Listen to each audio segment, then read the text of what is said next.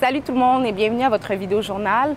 Après 2 ans à la tête de la direction de la FFS, Christian Pereira ne renouvellera pas son contrat en tant que directeur de l'organisme. Il est entré en fonction le 16 mai 2022 et dès le début de son mandat, il y avait déjà des gros défis qui l'attendaient.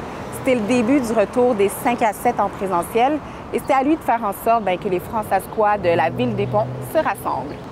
Et je ne sais pas si vous vous en souvenez, mais c'est aussi sous la direction de Christian que le Relais, la salle emblématique des francophones de Saskatoon, a fait peau neuve. De son côté, le président de la FFS, Bertrand Giroux, indique qu'il est très content et satisfait du mandat de Christian Pereira et que s'il quitte, ce n'est pas de la faute de l'organisme qui, elle, souhaitait renouveler son contrat, mais plutôt celle de Christian qui a envie de vivre de nouveaux défis. Recevoir l'un des salaires les plus élevés d'une ville, mais ça, sans avoir à travailler, ça a été le cas à Regina. L'une des employées les mieux payées de la capitale l'année dernière ne travaillait plus depuis 2022. Diana Horylock a été payée plus de 185 000 $ l'année dernière, alors qu'elle avait quitté son emploi en 2022. Avec cette rémunération, elle fait partie des 36 fonctionnaires les mieux payés de Regina durant cette période. Elle a travaillé pour la ville pendant 10 ans, avant que les deux parties décident de se séparer d'un commun accord en mars 2022. Il faut aussi savoir que les employés qui gagnent plus de 150 000 $ ont doublé à Regina entre 2021 et 2023, mais au top de cette liste, on retrouve un nom, celui de l'ancien chef du service de police de Regina, devenu animateur radio, Evan Bray. Il a été le mieux payé avec un salaire de 387 234 000 $.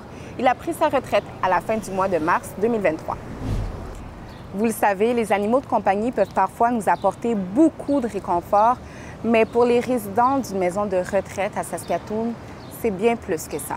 Au centre communautaire de Sherbrooke à Saskatoon, on retrouve 11 chats, 25 oiseaux, 2 cochons d'Inde et en ce moment, un chaton.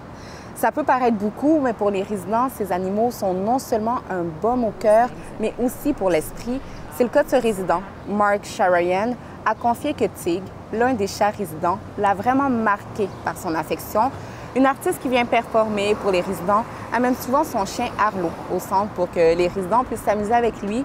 Et selon la directrice du département de thérapie du centre, la présence des animaux permet aux résidents de vivre des moments heureux, dont ils peuvent se souvenir et partager des histoires plus tard. C'est sur cette histoire qu'on se laisse. Bonne journée et à demain.